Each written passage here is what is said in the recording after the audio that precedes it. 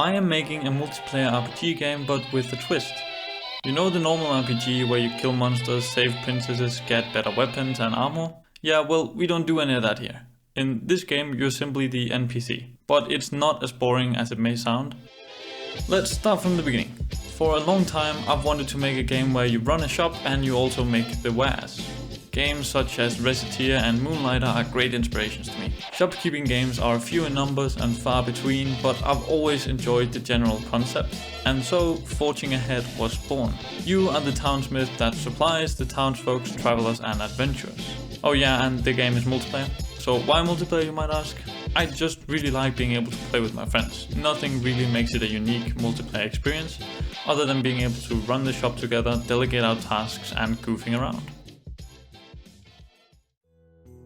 I find it extremely boring to develop with just basic shapes. I personally think that it makes it a lot more fun to have something nice to look at.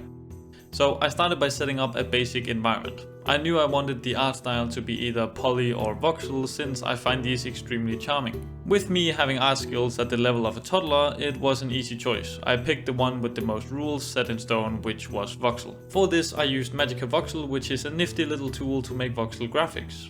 I imported these models into Unity, and I must say, for my first time ever probably working with art, I'm quite pleased with myself. I think it turned out pretty neat, so what do you think? Let me know in the comments below. From here I started working on the player. Basic movement and synchronizing that over the network was a breeze, since I am the networking guy after all. I also made this quick player model as a placeholder for now. Not my proudest work, but I needed to replace the beam. We also set up a basic little bouncing animation to make the player look more alive, and I think this turned out pretty fun. After this we started working on the pickup and drop system. I personally really like keeping as much as possible in the game world. Games such as Hydroneer do this really well. I find UI easily immersion breaking, and to simply not have an inventory is actually a lot of fun and makes the game feel like a fun arcade game. So we decided on implementing the one from my own tutorial, and once that was implemented and everything just worked, we were ready to move on to some more interesting stuff. Since the game is made with shopkeeping in mind, one of the main elements is the gold. So I decided on implementing this. I already knew a few things about how the gold should work. It should be a physical object, it should be stackable, and it should show the amount both in text and with its actual size.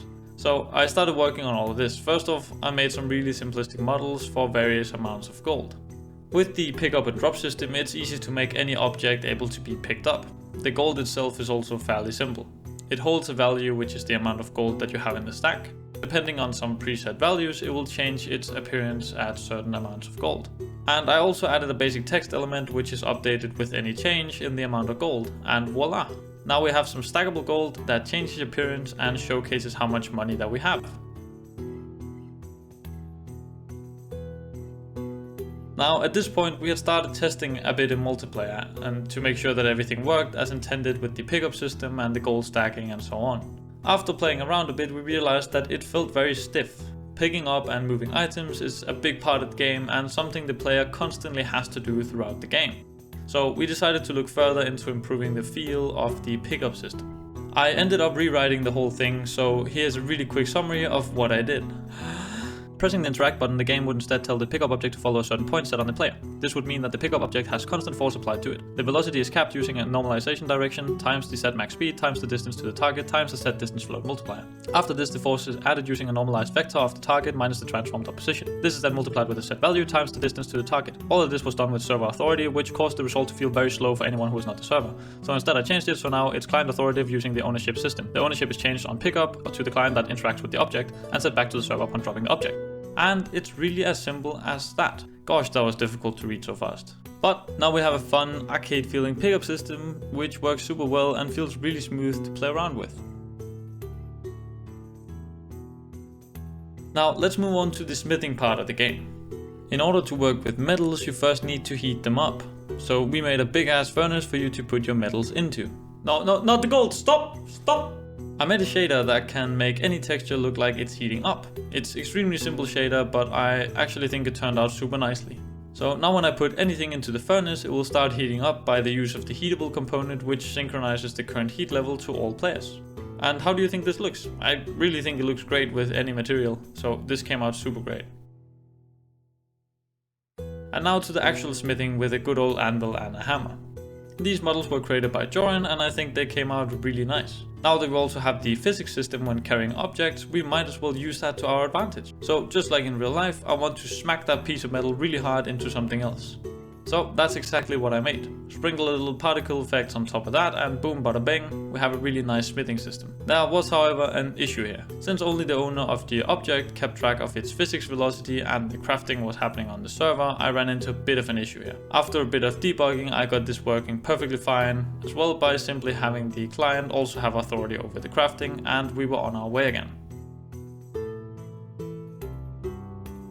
I also wanted to have an easy way of adding recipes to the workstations, so I decided on making a full recipe system. I'll spare you the details, but in short, I can now create scriptable objects as recipes. This is great for scalability since I can now add recipes to the individual workstations. This in turn means that we can easily make more workstations, each with their own unique recipes, and we can easily add more recipes by just building them in the inspector. No coding needed anymore. This is generally something I like doing for any game, since content creation is already a big grind, so making it as simple as possible for future me is just a must. Just to test out everything, we immediately added a workstation as well.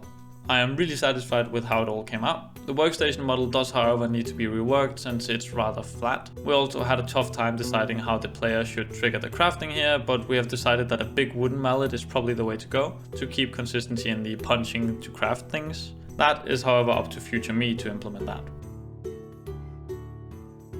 Since it's meant to be a smithing and shopkeeping game, we also needed a way to sell what we craft. For now we decided to focus on the smithing, but to be able to still sell something as to build the main gameplay loop, we made a quick selling table. You just put your wares on the table, pull the lever, a quick poof later and it's converted into coins. The value of the wares are kept on a manager for easy accessibility in the future as well.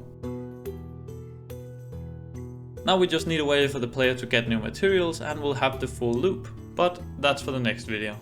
In order to keep ourselves to the task of actually publishing this game, we have already set up a Steam page. Imagine starting a devlog series and not finishing the game. How embarrassing would that be? Am I right? Am I right? If you'd like to help out, going to Steam and wishlisting the game would mean the absolute world to us.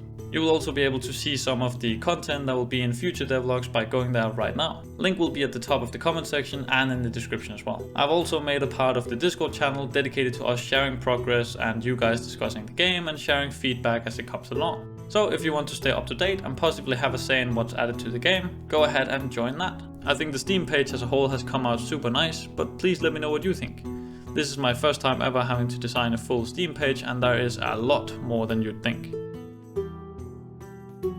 The medieval music that you've been hearing in the background has been made by a subscriber of mine by the name of Corey Farr. He composes some really good pieces and offered to make a piece for our game. What do you think about it? I personally think it came out really good. It is intended as background / ambient music for the game.